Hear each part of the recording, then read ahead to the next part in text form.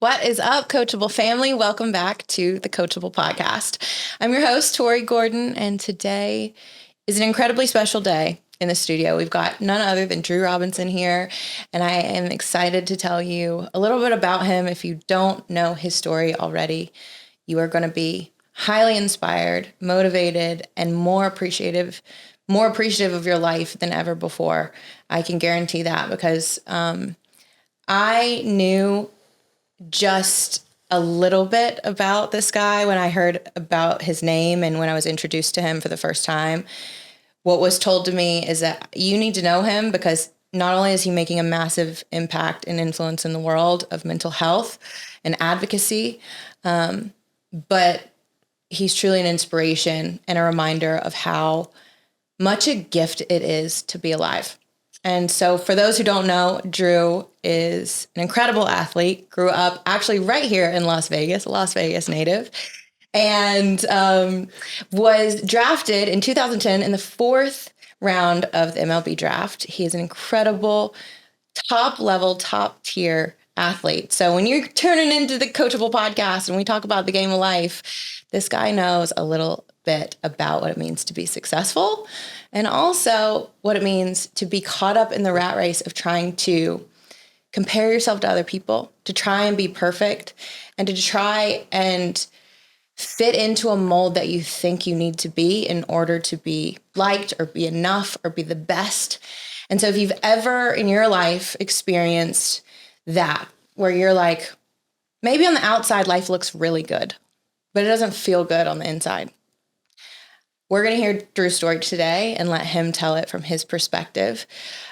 What led to him actually trying to commit suicide. And then after 20 hours of actually finding himself still alive, why he chose life and chose to actually call 911 himself. And here he is today to tell him story. So welcome, Drew Robinson. Thanks for being here. Thank you. Thank you so much. Yeah. I'm really excited for this. So appreciate the intro. Appreciate getting ready to talk some realness. Yeah. We're also joined by Ellie, his amazing service dog, who's the most cute thing. You can't see her on camera. She is so cute. So I might be looking down a little bit. But yeah, just to give people an idea, you and I were talking off camera before we just started. You've recently come into my life, but I've heard your name. I knew just a tiny little bit about your story. And what I said earlier, I'm just, first of all, really grateful that you're here. Grateful that our worlds have collided at this time. And I'm grateful for the opportunity to learn from you about the way in which we can encounter and go through some of the darkest, most intense times of our lives, and how do we hold on to hope and how do we crawl our way out of that? Because I certainly have my own experience with that too. So if you could take us back to growing up here in Las Vegas. I mean, I know you've got a couple other siblings. Tell me about childhood and what that was like for you and how you ended up finding love of baseball. Yeah. Really, it was just a pretty standard childhood, just a little mischievous kid, the youngest of two other siblings, an older brother who was very gifted physically to play sports. So just kind of being attached at his hip and just following in his footsteps any chance I could, and just nonstop being outside playing some kind of sport with either him and his friends or my neighborhood friends. And having an older sister that was there too. And then growing up in a household where we all really loved each other and cared about each other, but it just wasn't the right fit. So there was it was a tension-filled household because my parents were just trying to hold on to their marriage, even though they weren't necessarily right for each other. So growing up in a household with that kind of environment that eventually got split by divorce, it was a little bit of a roller coaster, especially as a young child. I definitely wasn't thinking about these things in this way. It was just coming out in different actions and things like that. But I think my childhood is something that was really shaped by all those circumstances, but more importantly, my love for just sports, which, like I said, following my brother's footsteps, he really committed to baseball. He was very gifted, and so I followed in his footsteps, and we both just fell in love with the sport of baseball. And he was very ahead of his class with his age, from a physical standpoint and Billy's standpoint, while I was the exact opposite. I was a very late bloomer, and I was always a lot smaller than my age group. So it was a little frustrating at times looking up and seeing that and wishing I could have been experiencing those kind of things. But luckily I hit that growth spurt and was able to take advantage of it at the last second before the draft. Yeah. I mean, that's huge, because I grew up also an athlete. I was a 3-sport athlete. And so I can very much relate to your kind of upbringing in the sense that sports brought us together. And like you, I was highly competitive and wanted to be the best and got a lot of attention and recognition and praise and validation when I did well at things. And how formative that is in your early years, and how you're conditioned to seek that out when you're like, oh, when I do well at this, people love me. People clap, there's applause, there's, whether it was in sports or in school or anything else. When was it for you that you started to get a taste of that recognition and that success where you're like, this feels good, I want more of this? And did you, what was that process like of kind of becoming obsessed with something so much that you could get to the point where you're playing at such an elite level, drafted in the 4th round? I mean, tell me about that process of the ways in which you might have formed your own identity around baseball. Yeah, I think I really became aware of it after my junior season, because that's when I kind of, like I said, I had the growth spurt and I was able to put together a good season, kind of become on the map in the baseball world and the scouting world. So that was where I really started to sense that feeling or that craving. But I think now reflecting back, when I think about certain memories even younger than that, it was clear that it was always there. And I was always subconsciously striving and craving some kind of action, because like I said, I was a very wear my heart on my sleeve kind of kid. So everyone around me knew exactly how I was feeling, good or bad. And that came out in even more intense ways in sports, especially when you're not able to do everything you want. So it was always there, but I think I really recognized it once I started getting some attention after that junior year, when I started getting some phone calls from college coaches and some attention from scouts. Again, seeing my brother go through it the years before, now it's happened to me, where a year before that, it was like, I'm never going to experience that. It was just all this wow, if I just keep on doing this, this is great. This is something I wish I could have had, and now I have it. So let me really do even more, or whatever. Let me just pay attention to this. And I think that's what, after that junior year, is really when I started recognizing okay, I have an opportunity and this is great. It's leading me to do good things. I'm not doing anything detrimental, but there was definitely this subconscious craving of attention and praise, as well as striving for greatness. Yeah, absolutely. So you get drafted at 18, right out of high school, right? So when I think about me at 18, I'm like, oh my God, I thought I knew. I thought I was hot shit. I thought I knew a lot about life. And now looking back, I just it's so laughable. But I obviously went right into college. You get drafted. What happens on draft day? For you, what was that experience like? Yeah, actual draft day is actually kind of a trip, but same. I think I feel like I find myself talking about 18-year-old me when I'm working with any of the guys, about how this just makes my skin crawl when I think about the things I thought was cool, things I thought was important, whatever. So I feel you on that. But yeah, draft day was actually kind of funny, because baseball does it in 3 separate days, or back then they did in 3 separate days. The first day is the televised, the what you see on TV on every other sport. And then it goes, at that time, the second day was just kind of over the computer, really. The radio wasn't as fully production. And since I wasn't a first or second round, which is the first day, I was just kind of tuning in on that first day, because I had a couple buddies that were going to be first rounders, and I was paying attention. So one of my two of my high school buddies came over and we were just kind of watching together. One snuck away and prank called me and said that he was so-and-so from the Indians or a team, saying I was going to get drafted in the first round. And I totally bought it. And he came out of the bathroom and was like, "Hey, did you just get a call from so-and-so?" So he got me. Wow. So that draft day was kind of fun. It's a fun memory that my buddy and I have that we talk about pretty often. And then, the second day, which was the day that I was projected to be going in, I'm just sitting at old school computer, just watching the ticker coming out. And so-and-so got drafted for this team. I'm just waiting to see my name. And then it would show the next team that was coming up.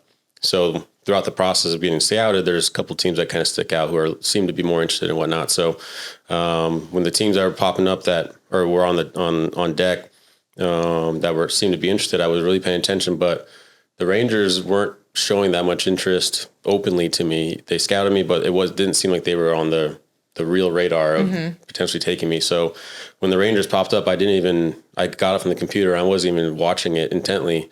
And I don't remember exactly what I was doing, but my buddy was like, "Hey, the Rangers just took you." I was like, "What? Really?" He's like, "No, seriously." I was like, "Are you messing with me like you did yesterday?" And so then we had this like really cool moment, like, again, like just 18-year-olds, like, "Oh my gosh, like I can't believe it. This is everything I wanted. This is the next step." So it was obviously a very high moment of my life of feeling excited, gratitude, and just a very high adrenaline rush. Yeah. So you played 12 seasons, right, in total. How many in the major leagues? I was up and down for parts of 3 of those. Okay. So the day that you get called up to the majors, take me through that day.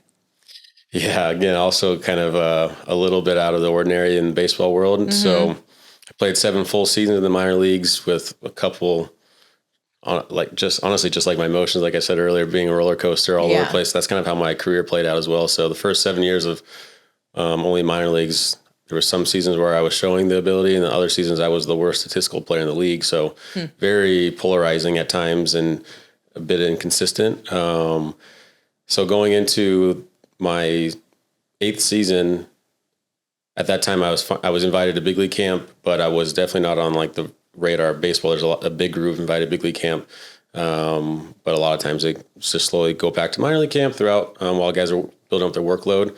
I had been put on the major league roster beforehand, but also very big compared to the expanded roster versus the active roster. It's a little complex in baseball and a little confusing at times, but I wasn't penciled in to be making this team. So I was kind of aware of that. I feel like most people were aware of that, but I played well enough to be sticking around a little bit longer in the spring training. And then usually about a week before spring training ends, everyone is pretty much told where they're going to go. There's always a couple people that are a little bit on the fence, but for the most part, everyone knows. And going into the last 2-3 games, everyone had been told like very strictly, "You're going to this team," and I haven't been told anything. So we played the last game. We're literally get done with the last game. So everyone is showering, getting ready to drive off to their minor league team or stay and go home and get ready for the next day of opening day.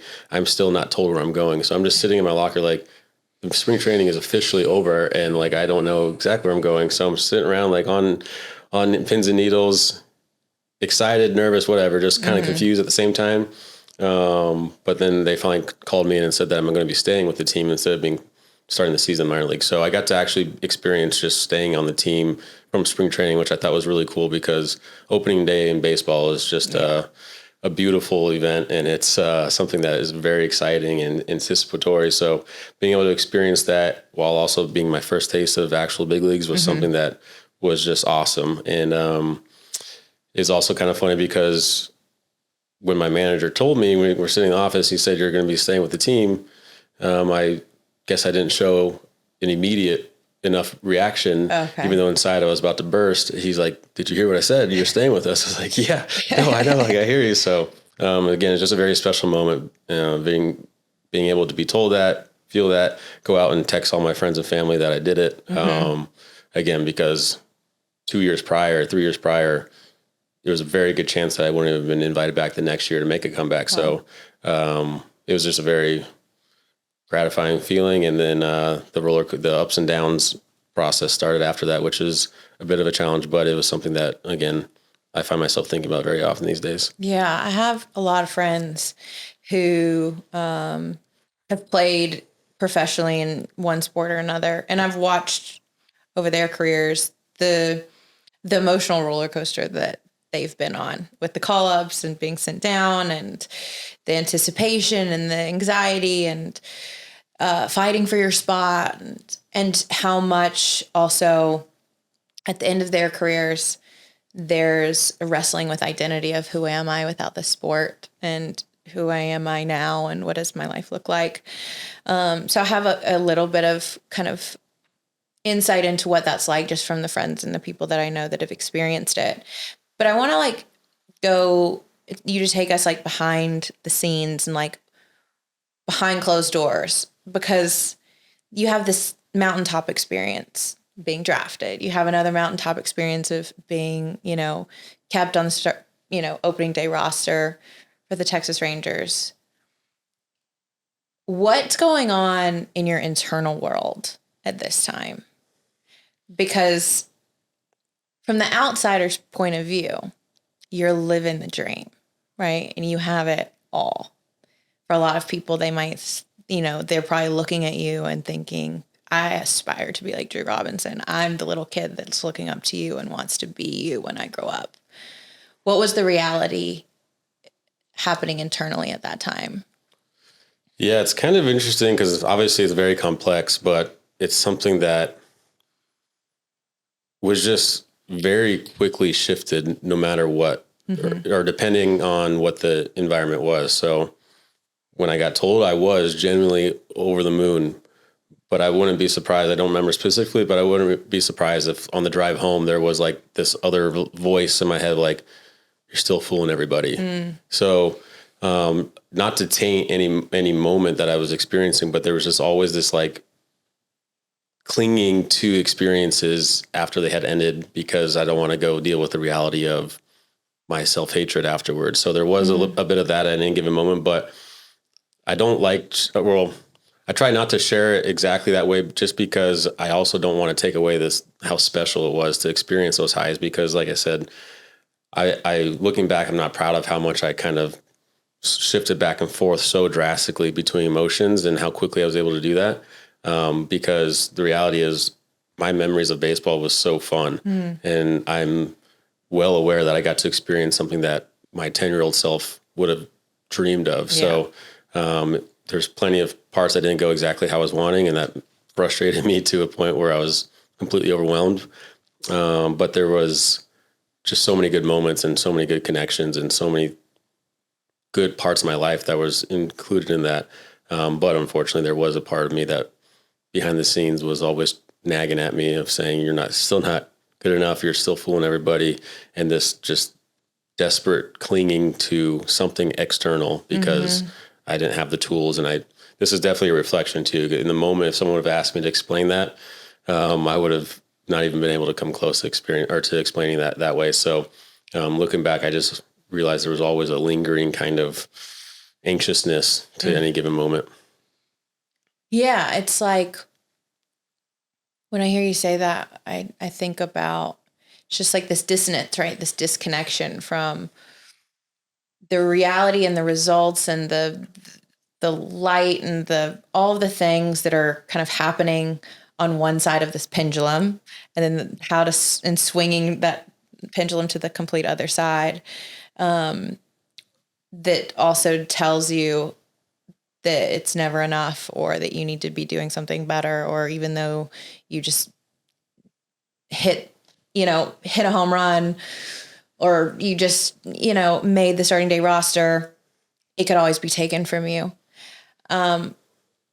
Yeah, my internal world was just always dependent on external factors, which, as I've learned, is just such a dangerous game because you can't control a lot of the external factors. So I think that's a better way to word that, clinging to any kind of interaction or environment. It was really just everything inside of me was just completely dependent on things I couldn't control, which became maddening at times, exhausting, exciting, gratifying, like all the good things and all the bad things. But it was very fleeting and very, again, back and forth, which because I had no control of those external things. And it's exhausting. And honestly, what I've had, there's so many times in my life still at I catch myself attaching to something external. Nikki and I were recently having this conversation. And there's actually a mental performance coach. They call him the mind architect. His name's Peter Crone. He is the one that helped me to come to this awareness that when we attach our okayness, our peace, our joy, our happiness on something external, we're always at risk of losing that. And so whether it's in the amount of money that you have, the title, the car you drive, the girl you date, where you're batting in the lineup, you know what I mean? What happens if that goes away? Well, so does your peace and so does your joy. And the thing is, like, none of us are taught this, right? Like, I didn't grow up in a household that taught me how to source peace and happiness from within myself.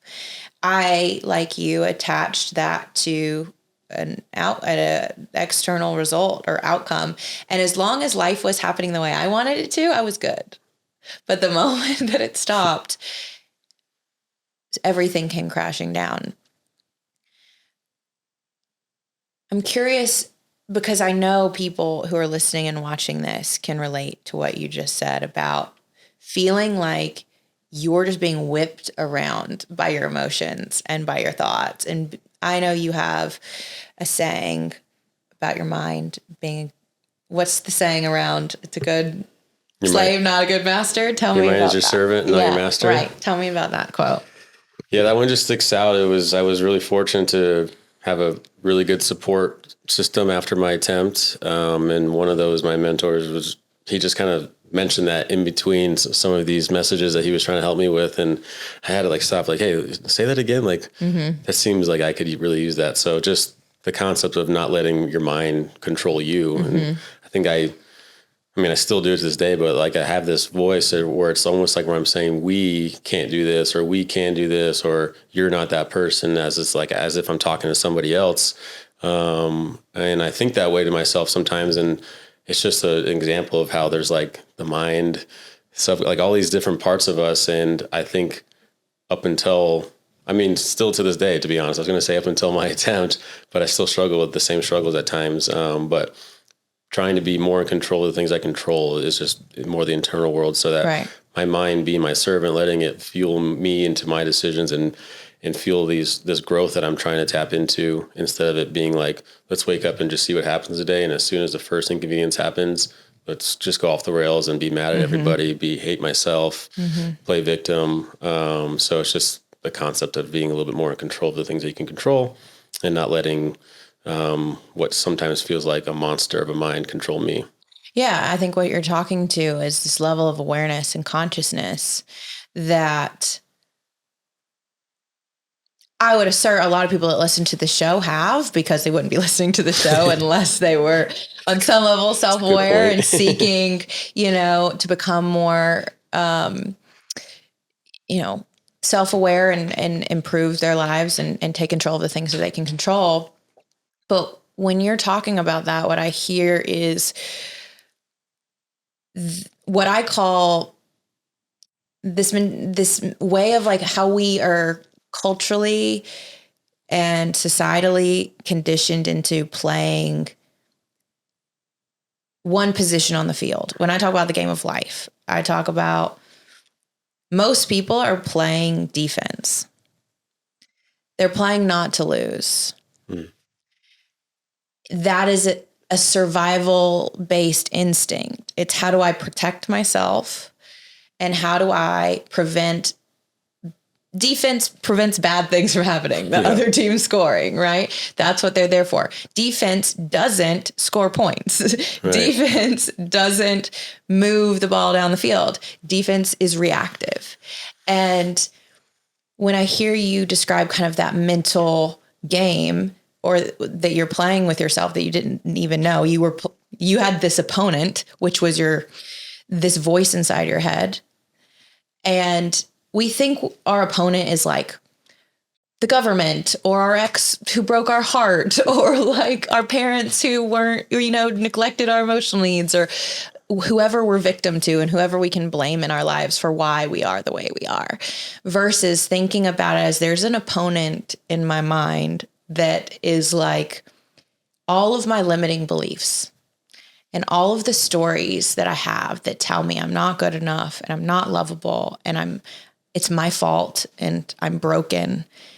And that leads me to think everybody's judging me as badly as I'm judging myself. And that's who we're at war with and we go to battle with and we go up against every single day. And what I realized in my own personal life was like, I wasn't actually engaging in the game of life. I was just like at war with myself all the time.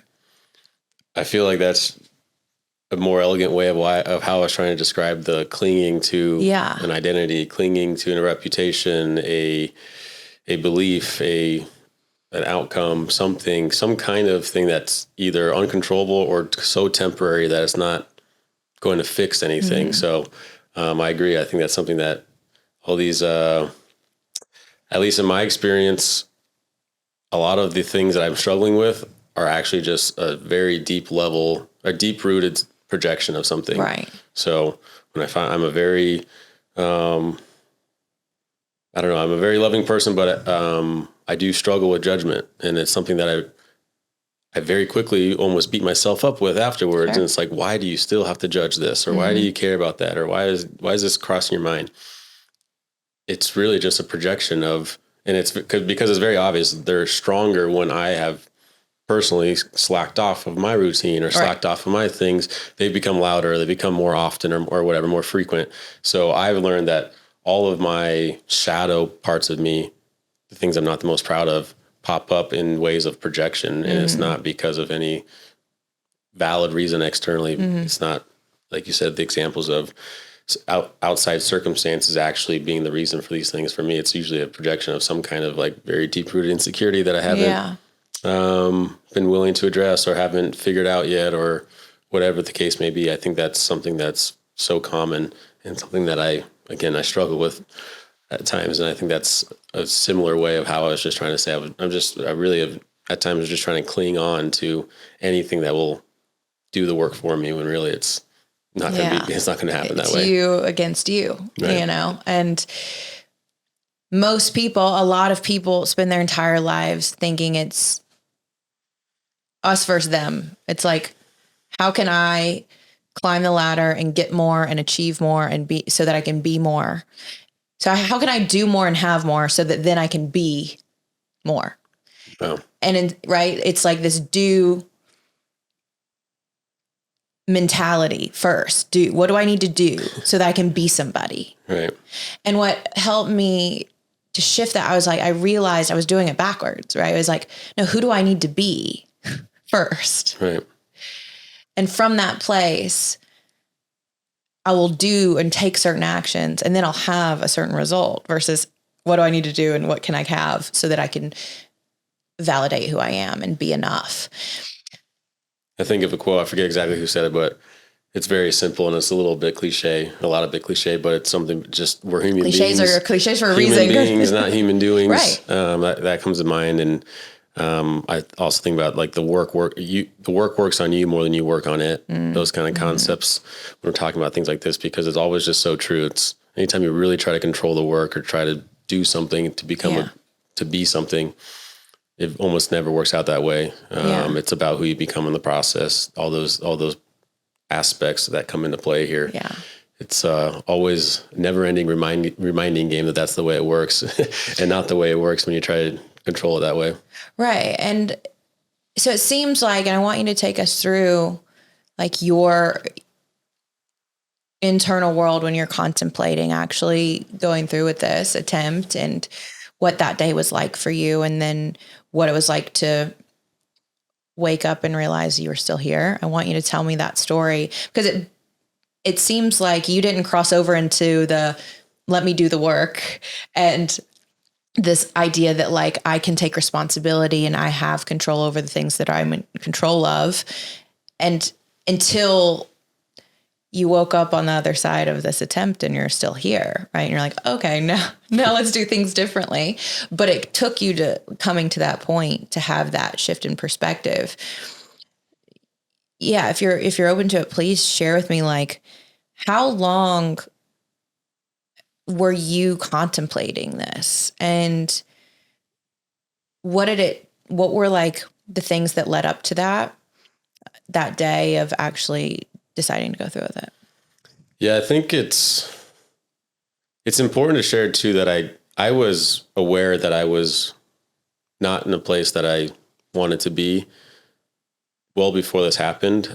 There's definitely times where I spent quick little spurts of like, man, I need help, but not being able to articulate it that way into action. So a couple of years prior, I did just finally share that something feels off. I went and got tested in a physical, like a check-in with a doctor, because as a male and in sports, like all you think about is like physical attributes. So I was so tired and so not feeling myself that I was like, there must be something wrong chemically or something wrong with my body, some kind of organ, something, right? And so when I went and got tested and everything was normal, I finally asked our one of our medical personnel that I've heard of these things, antidepressants. I've heard of like those. I'm not crazy, like of course, old school, uneducated. Like I'm not like the hesitancy part. Instead of like, no, hell yeah, I need help. Like life is hard. I did kind of tiptoe into that or dip my toe in the water. And then even before my attempt, I was actually seeing a therapist, and that's a part of the story that I really feel is important, because I knew, I recognized that I was getting to a very dangerous place, and these thoughts were really starting to build up.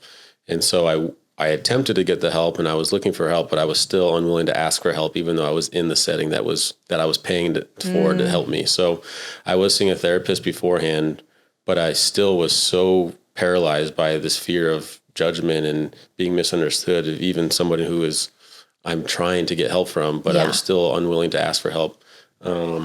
So the months beforehand, I was going to therapy once or twice a week, and going in there and just saying, yeah, I'm just trying to improve my quality of life. Like I'm okay. Like I definitely recognize there's some things I can improve in, but overall I'm okay. Do you feel really I was leaving and saying, okay, that was really helpful what we talked about, but I also am not being completely honest. And then it would just kind of double down on my my negative self-talk of like, dude, what are you doing? So you were aware that there were things you were holding back.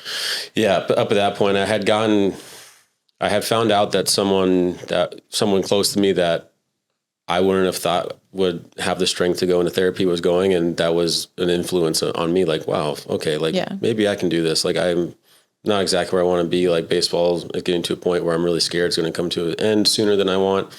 Some things have happened, and so let me just try it. And then, like I said, I would go in, and I wasn't fully into a suicidal ideation phase yet, but I was really struggling with perspectives and negativity and self-talk and self-relationship. And I just wasn't willing to actually share it. I was like, yeah, I'm confident. Look how confident I am that I'm willing to just do more work, when really I was crumbling inside, or not crumbling yet, but I was really hating myself for these actions that I had done in my life and regrets and whatnot. So like I said, I was looking for help and I knew I needed help, but I was completely unwilling to ask for help. And so that's when I got into the fall of 2019, which was a couple of months after having my first season-ending surgery and injury, which I was very fortunate in my career to stay pretty healthy throughout. So being able to play basically from 18 up until at that point, I think I was 27, almost whenever I wanted. There's a couple of small injuries here and there, obviously, but it was the first time where I was told I could not play, had surgery, and was sent home. So I was doing my recovery at my house. So I'm sitting watching baseball happen in my living room couch, when all I had known for the last 10 years was being out in the field with all my friends that I'm watching on TV. It really made me uncomfortable, and it made me really start to question my baseball career, because at that time I was also felt like I was a little bit running out of opportunities to make that adjustment that I was showing I needed to make. So that discomfort again transformed into some other projection, because I was not doing the work. I wasn't aware of the actual feeling, just knowing I'm frustrated that things were going the way they were going. So unfortunately, I turned into a projection on the things that were closest around me because I'm very influenced by my surroundings and my environment. Unfortunately, I really started becoming passive aggressive, and the negativity really started to come out in ways that I just weren't warranted towards my friend, mainly my fiance at the time. And it was just so confusing because it's like, for some reason, this feels so true to me to be saying these hurtful words or to be doing these things that I'm not proud of. And at the same time, this other side of me is like, I would die for this person. She's so good to me. And so it was just so confusing. That's when, again, that's when I really started doing the work, the therapy work, and dipping my toe in the mental health world, but not actually diving in. Because it eventually got to January and into February, where I was really just feeling like I wasn't supposed to be with this person anymore.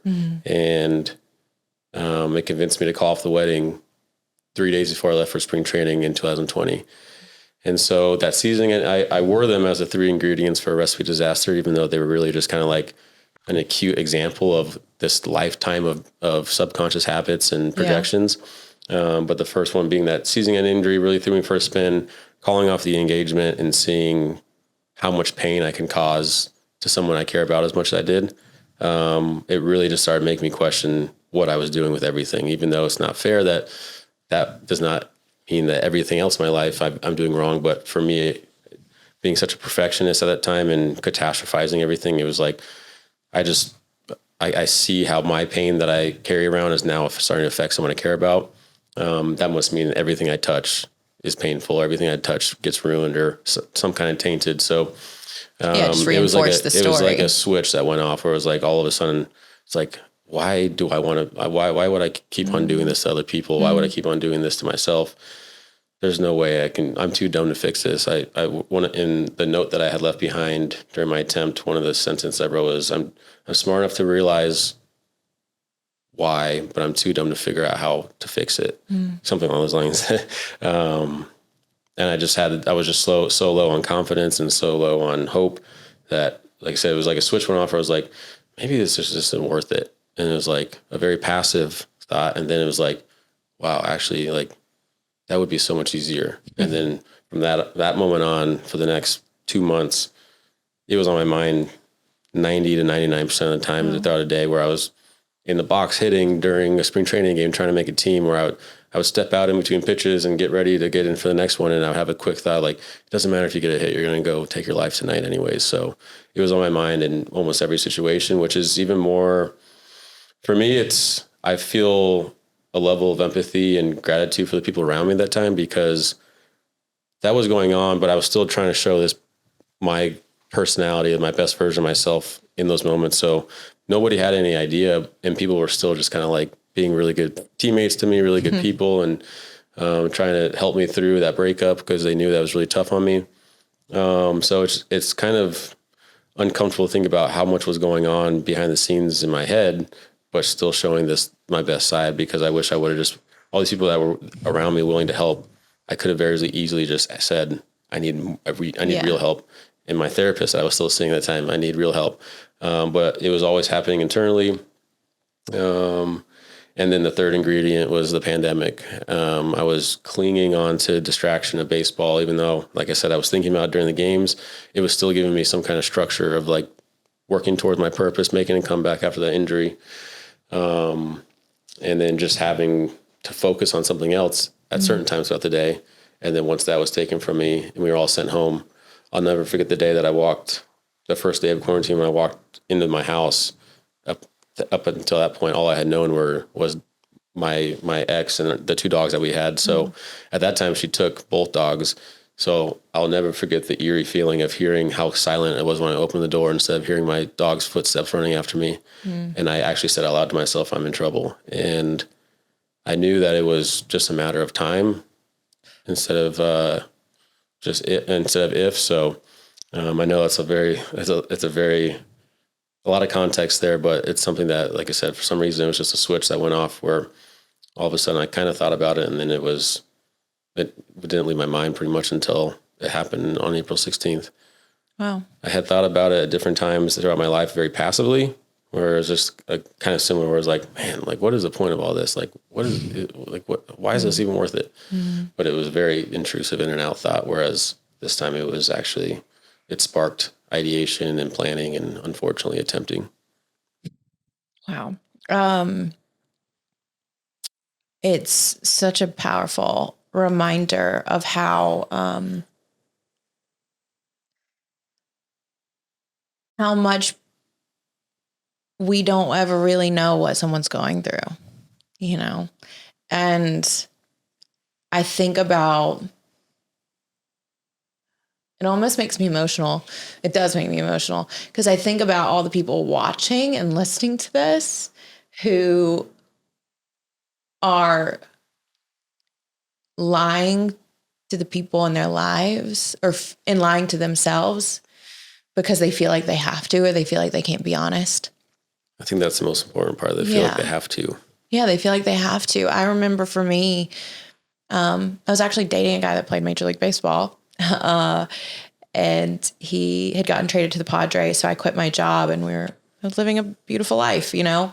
And I was really depressed that year. And the thing is, these things can creep up on you and they can happen subtly, and you don't realize you're spiraling, and you don't realize that your thoughts have a gravitational pull. Like, they are bringing in other similar thoughts that are resonating the same frequency of, you know, whether they're why me and throwing a pity party, or I don't have a purpose, or I'm not enough, or whatever, and how much those just like attract, and then they grow, and it's like a cancer that just like gets out of control.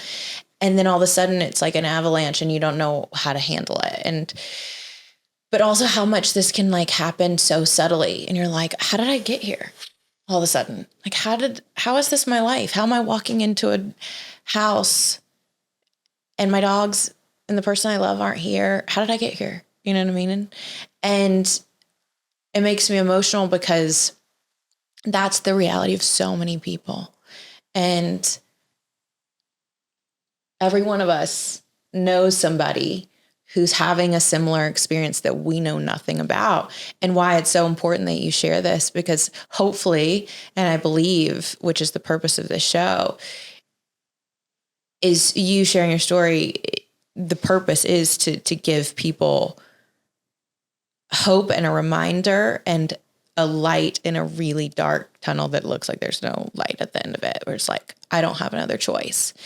And I've said this so many times on my podcast, but I lost my sister in 2011, and I lost my mom a couple years later, both of them to cancer. But I lost, when Anna got diagnosed, my dad sat us down and he said, we have two choices: hope or despair.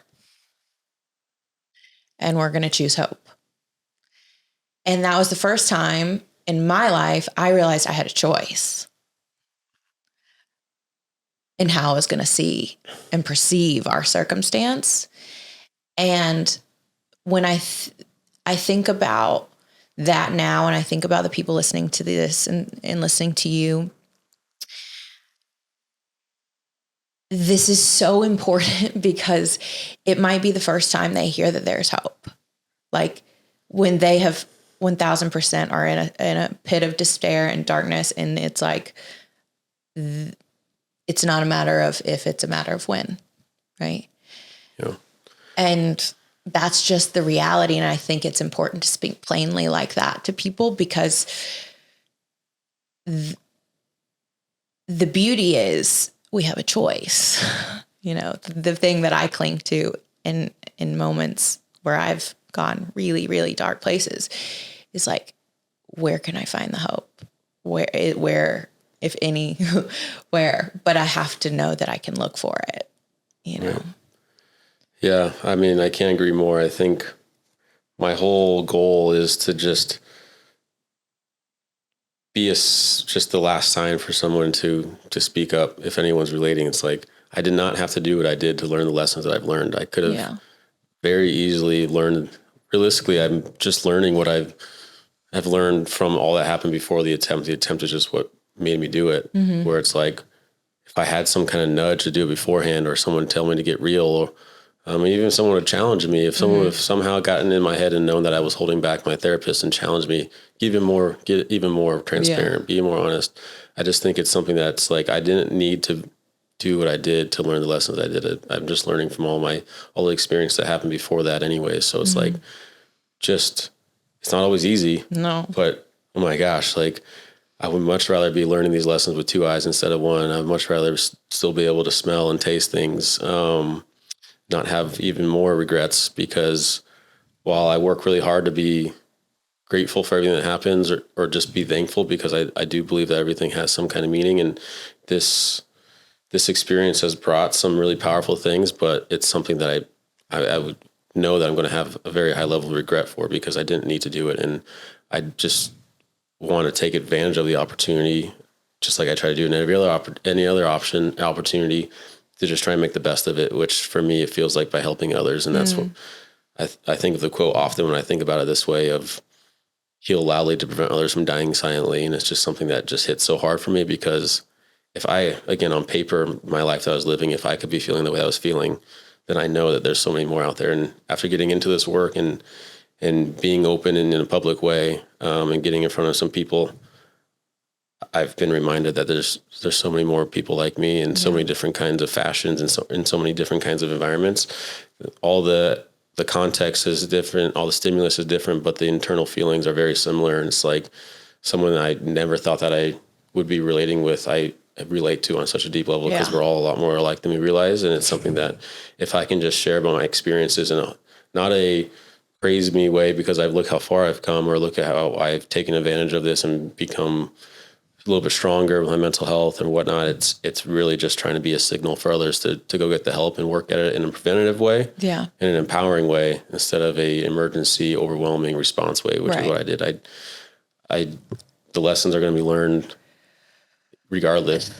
So make it a little bit easier by being more in control of it, and taking the step to do it without having to learn the way that I did. Because like I said, I've learned throughout this that going and admitting all my flaws and then addressing and trying to learn from them instead of regret them is something that has take way more strength than any kind of physical attribute or any kind of physical achievement I've ever experienced. So for anyone that feels like it's a sign of weakness from someone who's in it, I promise you, it's not a weakness, and it's probably the strongest thing I'll ever do, because all the confidence I was low on beforehand has been heightened, because I've been able to admit that I felt weak.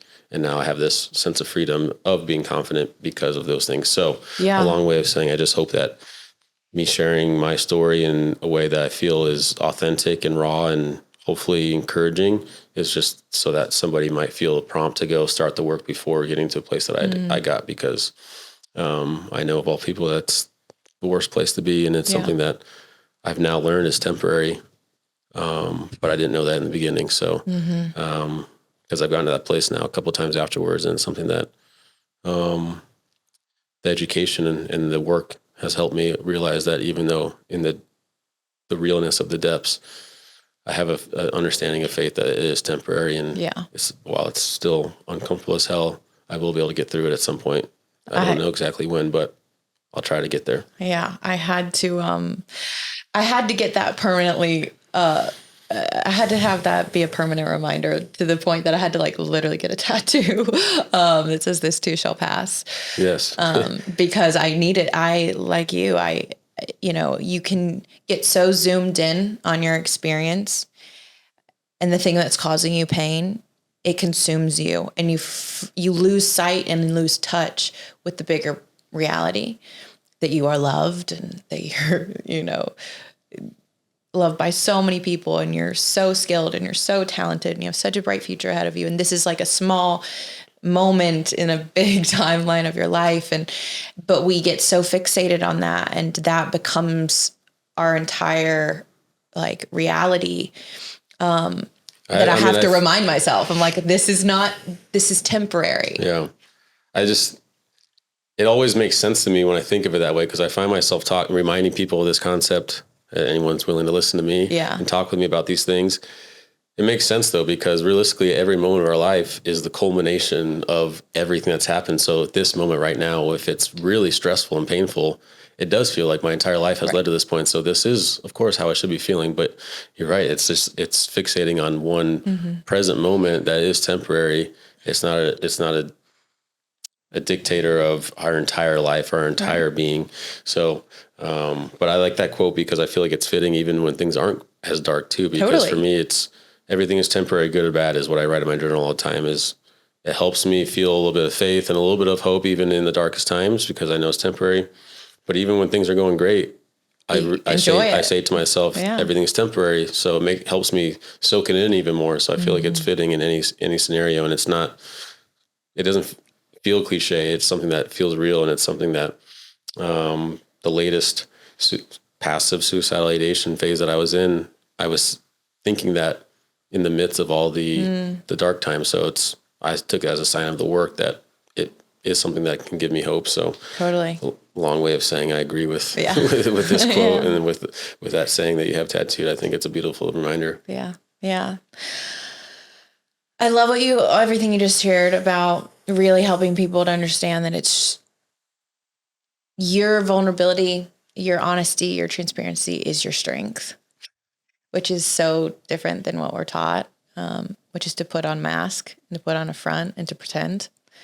And I know in my life, I would much rather follow someone who's learning and figuring it out and willing to be honest about that process than someone who pretends to have it all together. And that was me. I also very much was very good at that. Yeah. And I mean, I still do it. Like I said, I mean, I try not to do it as often, and I'm doing the work to make it not be as consistent. But the reality is it's something that I got good at doing for 27 years. So I wasn't going to be able to just get rid of it over 1 year. So I'm a big quote guy, if you can't tell. But another one that Robin Williams shared that is always so fitting is that people don't fake being depressed. They don't do it for attention. They don't fake being depressed. They fake being okay. Be kind. So true. Be respectful. You never know what someone's going through. So true. Whenever I see that quote, it comes up pretty often on my Instagram feed that it's just so fitting. It's like, of course, there's times where people might be projecting things to get things like when I was younger, trying to get praise and stuff like that. But people are not faking hating themselves and going home and considering ending their life. Like they fake going out in the public, being okay and saying, yeah, it was a great weekend. I'm looking forward to this week. So I think that quote came up from that for whatever reason. Yeah, I love that quote, and it's so true.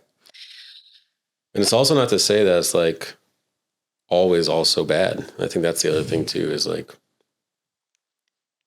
I don't feel like you need to go be vulnerable every second of every day. Totally. I think I like understanding that it's just another tool that I have in my toolkit. It's just like, I can still go out and be this masculine, old school masculine guy that I try to be sometimes, or try to be too much at times when I was younger. But I also like being able to kind of like turn that off and be very like empathetic towards my boys who might be needing some love because they're guys and they don't get it that often. I like being able to have this tool, and I'm not just walking around telling everybody all the time, I attempted suicide, I'm so depressed, feel sorry for me. It's just this thing that I'm able to just kind of like try to use in a way, because nobody likes a one-trick pony. If I'm just always out here being tough, like that's great, but it's only going to take me so far because you have to adapt in life. So I like being able to have that vulnerability tool and be able to connect with people in ways that I never used to be able to do. Totally. I mean, you have a spidey sense too, I imagine, for like when people need a safe space, to be honest. I do want you to share with us about the day, April 16th, 2020. What made that day different than every other day that you'd considered it? And take us through the events of that day and what happened as you prepared and then as you actually went through with that attempt. Yeah, I guess to be honest, the only difference was that I felt done with my letter that I was kind of slowly working at throughout that quarantine time, which again is just, it feels so uncomfortable to think about how much work I was putting into such a severe thing or such an extreme thing. But it just felt like time. I don't know exactly the reasoning. I had one final decision 2 days prior of what really kind of like cleared the way of officially deciding, because like I said earlier, I didn't have Ellie at the time, and I tried fostering a dog and it didn't go the way I planned. So I didn't have that dog anymore, and I reached out to the breeder to try to go get another puppy and try to fill Ellie's void. And I got first pick of the litter. I went out there, I gave the deposit, everything. I had the dog bed, the toys, and I was ready to bring a dog home with me that day, which was on the 13th or 14th, I think. And I was having an amazing time playing with this litter and trying to pick my new dog. And I remember the breeder saying like, okay, have you made your decision? Like, I think she sensed I was like staying there too long, because really what was happening internally was like me contemplating, like, do I commit to getting this dog because of what potentially might happen? And that'd be one more soul on my tab. And I just couldn't live with that anymore. So something just snapped, and I was like, I'm so sorry. I haven't changed my mind. I need to leave. And she was like, what are you talking about?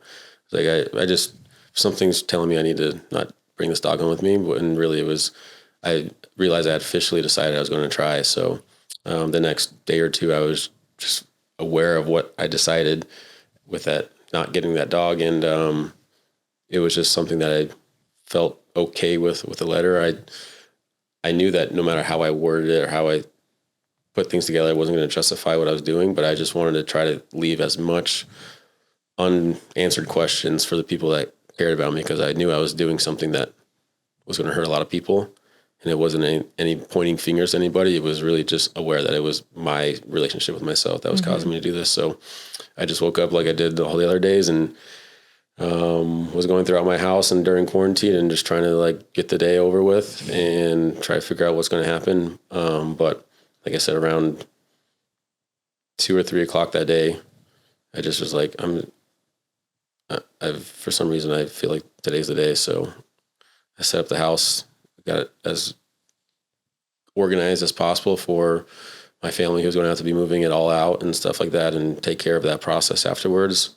I just did a lot of setup work to try to make things, knowing it was going to make it easier, but I was trying to make it as easy as possible, because I knew it was going to be a very traumatic experience. And then, the next couple of hours, I just contemplating on the time or the place I was going to do it. So I had originally planned to do it outside of my house somewhere, but I was uncomfortable doing it that way. So not to say I was ever comfortable in any part of this, but eventually made my way back to my house and did it around 8 o'clock on April 16th on my couch. Just all in one motion. There was no like cinematic buildup of, oh my gosh, it's happening. This is so crazy. It was just actually the opposite, like a numbing, like just, all right, it's happening, and all in one motion, split second thing. I did it, and all of a sudden it was, nothing changed. I was looking at the thing I was looking at before, not in pain. So I thought I had a blank round. I thought I missed somehow. And then the next 20 hours was just the most confusing waiting game I'd ever imagined. Wow. It's obviously I'm doing my best to envision that and imagine what a moment like that is like. This like monumental build up to something that you've been contemplating and thinking about, to then a couple seconds later realize I'm still here. I imagine you're, like you just said, very confused. What happened in those 20 hours? Yeah. Again, like on paper, nothing about the actual story makes any sense. Like I said, I pulled 20 hours before someone found you? So 20 hours before I called 911 and finally chose life is where I'll get to with this. 20 hours of 2 showers to try to clean up, mouth washing at one point, a couple hours, like a night of sleep, taking Tylenol to try to help with pain, trying to hydrate because I had lost a lot of blood, moving from parts in my house to eat more easily, clean spaces. For at that point, for some reason I thought my family was going to be cleaning this. If whenever the eventual end came. But I tried to move in different areas, but just the overwhelming feeling was just confusion. All I was expecting was what I had seen in movies. You do it, it's done. So the first 4 hours, not even feeling pain because I was just in shock. And then waking up the next morning, feeling the physical pain. But even before that, like I said, I moved from my couch to a hard surface that was going to be more easily cleaned. Wow. Cleaning up in the shower to try to make it less of a mess, I guess. And then, like I said, I eventually got around midnight. Like I said, I did it at around 8:00. It became midnight. I was like, oh my gosh, like what is happening? Like, how am I still here? I mean, it's midnight. Might as well just go lay in bed. Like this is a bedtime, I guess. So I got ready, and before I got into bed, I just was like, okay, like obviously it's going to happen throughout this. So I don't really feel like waiting up anymore. So I'm just going to lay down, and if I'm able to fall asleep, then that'll be it. And then 7 hours later, I woke up and saw the sun coming through the shades, and I was just so confused. And that's, like I said, that's where the next day is when the pain finally kicked in, and it was just the level of pain that I can't even describe. Hearing and feeling parts of my face shift around and amount of swelling. And then there was a moment where around 9:45, I wasn't aware of all the time of this. This is kind of like going back and seeing it, but around 9:45, I heard my phone go off in the other room, which I left it where I did the night before. I remember hearing the sound. It didn't like actually catch my attention. Like I need to go check my phone. It just was, I remember hearing that. And then a little bit later, I heard a loud banging outside of my house. And I remember just like, it's probably, then it was like consistent. I was like, that sounds like it's literally like right in front of my house, like on my driveway or something, whatever. Again, bigger things at stake here. Like I got more on my plate. And then, like I said, moving throughout my house, just like confused. At this time, I was in so much pain. I was contemplating trying again for just the physical pain aspect. And then I made my way in my mirror or into my bathroom at one point and was looking at myself in the mirror and assessing the damage. And remember, that's when I really recognized a futuristic thought of, I thought to myself after looking at my face that I wasn't going to be able to play baseball again. And I remember catching myself and having a quick conversation of, play baseball? Like, you what do you mean? Like, we're trying to, like, what's going on here? Are you trying to survive this now? And that's when I kind of caught myself like, okay, are we thinking towards the future? What are we doing here? So I actually grabbed my phone, I was actually in my bed at this time in the afternoon, and I looked at my phone, and at 9:45, it was a text from my dad that said, hey, is it okay to come by and use your garage gym for a little bit? So that banging that I was hearing was my dad working out 30 feet away from me, completely unaware of what was going down because he's just a very respectable person, and he wouldn't come in without permission, even though it's my dad and I love him to death. But it was just a crazy part of the story, and it's something that's heavy for him to think about, obviously. But he was right there. And then eventually got to about 3:30 p.m. And like I said, it's just the level of pain was just unbearable, and I clearly was not passing. So I was deciding if I wanted to act on that future thought or act on just trying to put myself out of my misery again. And so I made my way back to the same spot, around 3:45, after looking at one option of calling for help in my right hand and one option of trying again in my other. Thank God I chose to call 911 and called for help myself, because clearly something was keeping me alive. So it's something that I reflect on and journal on often, because it's a moment where I got to literally choose life. But it's another message I like to share with this, is that the way you choose life is something that you have choices of a million times throughout the day. So I got a very extreme version of that, but it's something that I could have been choosing on a much smaller scale and not having to choose that extreme of a way. So I actually was completely coherent that entire time. I never lost consciousness other than the sleep, and then remember everything. Even before I pressed call on 911, I turned my phone around and took a selfie myself, because I wanted to memorialize the moment I chose life. Like, it's just the amount of awareness and coherency that I had in a moment of the severity with that is just almost uncomfortable to think about. But it's another just part of the story that's a little bit unexplainable. It's so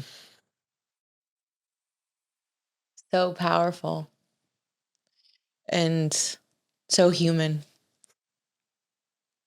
Yeah, the choice, that we all have, and obviously the fact that you survived this and is a miracle in itself. But in my spiritual journey and in my contemplation of the purpose and meaning of life, one of the things I've learned is that a miracle is a shift in perception. And that's exactly what you had, right? Is this, again, this physical example of having this choice. And that is what it means to be human in my experience. It's like that we get to decide, what we're going to write about in our book of life or how our story goes. There's things obviously that are beyond our control that we didn't choose. We didn't choose what family we would grow up in or what side of town or how much money we would, what religion, what ethnicity, but we do get to choose what we do about it, and I hear that and I'm so moved and inspired, and I feel all the spectrum of emotions because it's just so human and real. And that's what it means to be human. It's like that. If you're feeling anything, it means you're here. Yeah.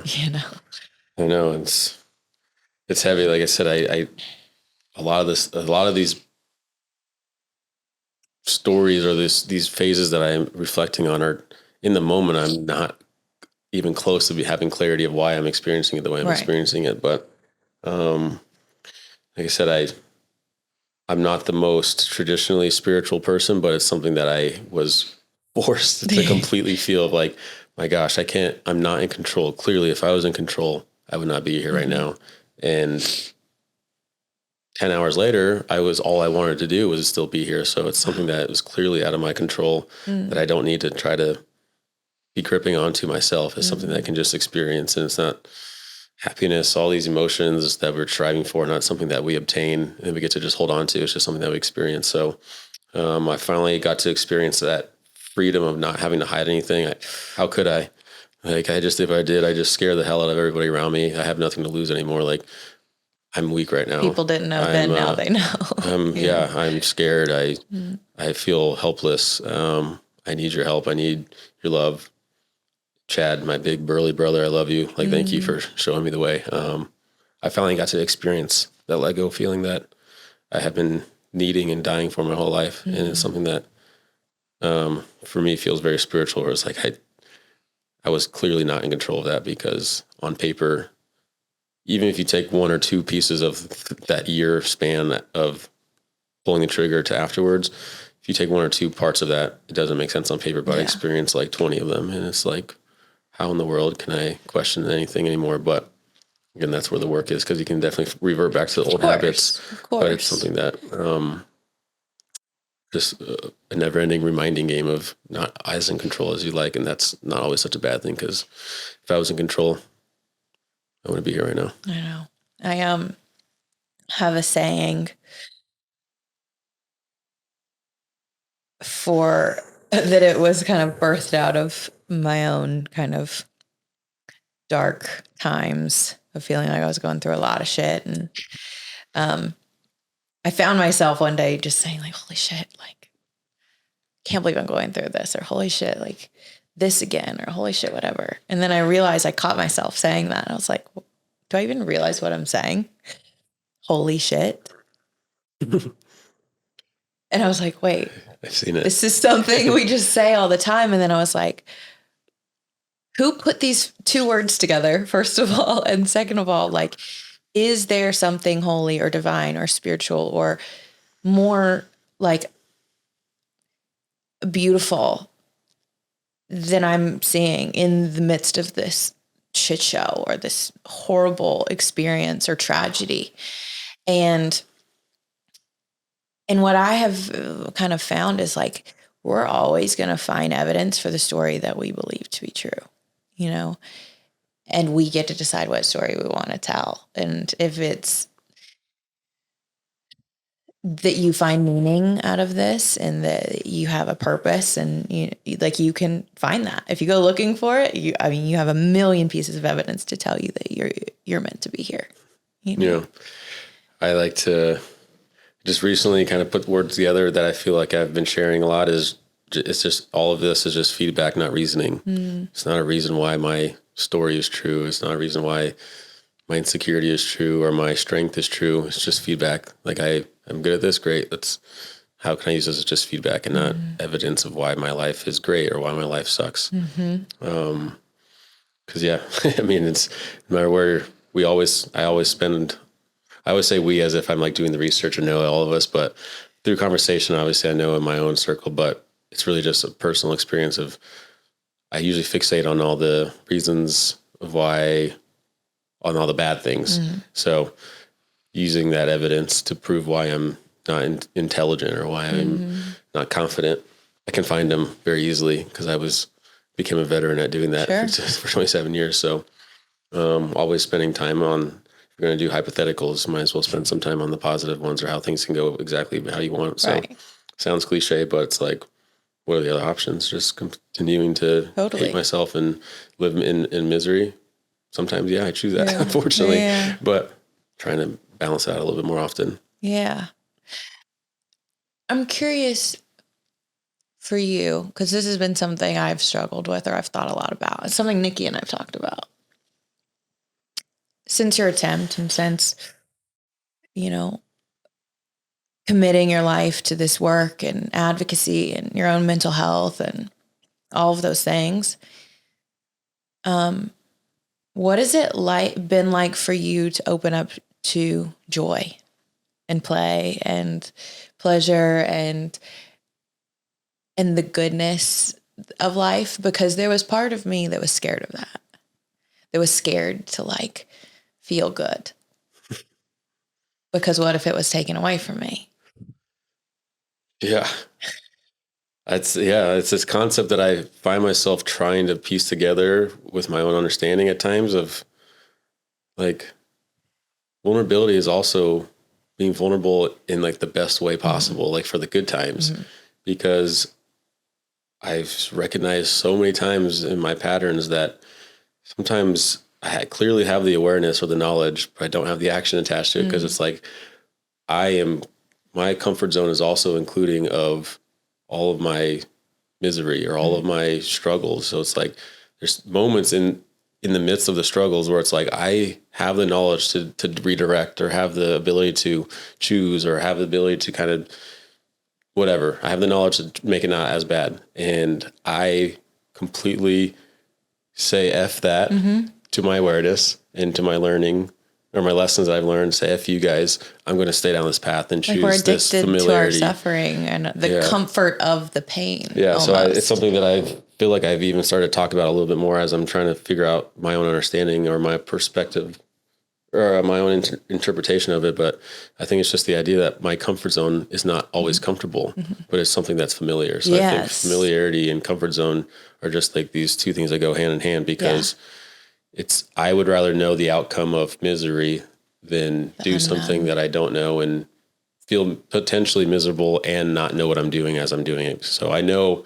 all the tricks and all the ways to get through my misery for the most part. But if I do something new, then it could fail and I can still feel miserable, then I'll just stick to my comfort zone. So it's this weird psychological battle of man, my comfort zone isn't always that comfortable and I continue to choose this. So I just think the idea of familiarity over comfort is really more the phrase rather than the actual comfort zone. Yeah. Cause I think about, a baby who is abused by its mother and maybe a police officer or somebody tries to take the baby and take it into custody or take it into a safer environment, but the baby clings on to its mother, even though she's the abuser. It's that's what's familiar. And I've found in my life, there have been so many moments where I would cling on to my story of suffering or pain or whatever, because that felt like home. Right. And part of my healing has been actually allowing myself to open my heart again and to allow myself to open to the possibility of how good can it get? Yeah. I'm thinking of a song called Happy by NF. It's this artist that I always tell people that I feel like it's as if this guy got footage of my inner world or dialogue of my self-talk and put it into lyrics for me. But this song called Happy is basically saying, like, I think the chorus is that I just don't know who I'd be if I was happy. And it's basically saying like how scary it is to let go of his constraints at times. And it's something that, again, all of his songs hit me hard, but sometimes, I recognize that's like, sometimes I'm really just kind of controlling what I know will give me some success, but not being vulnerable and trying even more, or not being willing to experience even more of that joy or even more of that happiness because I might fail. Yeah. And it's all this weird internal interpretation of it, because it's like, it's not really failure. I just watched a video last week of Kobe Bryant describing how failure is a figment of our imagination. It's like, so true. So anyways, it's been a cool experiment. Yeah. It's been a cool experiment for me over the last like 2 years to really let myself play with, letting go of my need to suffer and be in pain as a way to almost prop up my ego. Like, look how much I can handle and go through and what I've been through, and versus like actually allowing myself to like enjoy my life and be happy. And like you said, who would I be if I let myself do that or let myself feel that way? Or even open my heart to receive that kind of love or receive that kind of whatever it is. And I had to, it's literally been an experiment. And then it's brought up all these other fears about like, what if I lose this, And so I've gotten to work on that at a deeper level. But I had to, on some level, give up this need to be, like, almost that I was like so righteous in how much I've been through and how much I've suffered. I'm like, actually, what is this doing for me? That I actually am preventing myself from having the thing that I want so bad, which is like to feel really good and to have a life that feels as good on the inside as it looks on the outside, which is now how I define success in my life. It used to be an external thing. Right. Sorry, just another NF song. Yeah. Lyrics are describe that in a musical way, but sorry. No, I'm just curious now, like for you, coming full circle in this conversation and just to where you are now. Obviously, you've put in so much work, and the work continues and will forever continue for all of us. And we go through highs and lows and ebbs and flows with all of it. But what is winning or success mean to you now? Like, if you in terms of not just like your outward success, but like, what does it mean to you to have a successful life now going forward? What is that like? What I think I think of it, I think just the way that I would describe it or interpret it, it has changed where I fully understand that it is just an experience instead of something I obtain. I think for most of my life, I was just thinking I was going to actually physically or like permanently obtain success or obtain happiness or joy. So I think that understanding has kind of like freed up some energy, some more positive energy of understanding that it's something I just experience.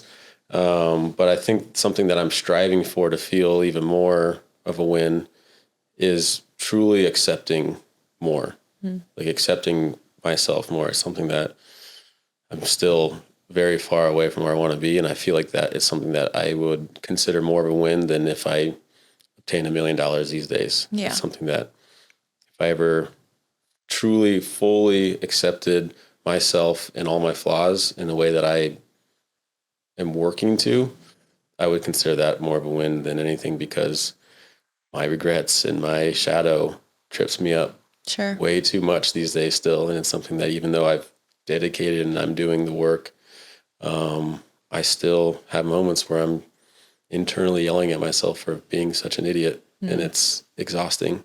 So those regrets, I feel like accepting the reality of them as lessons instead of actual just stopping at simply regrets, I think that would be considered more of a win for me than anything else these days.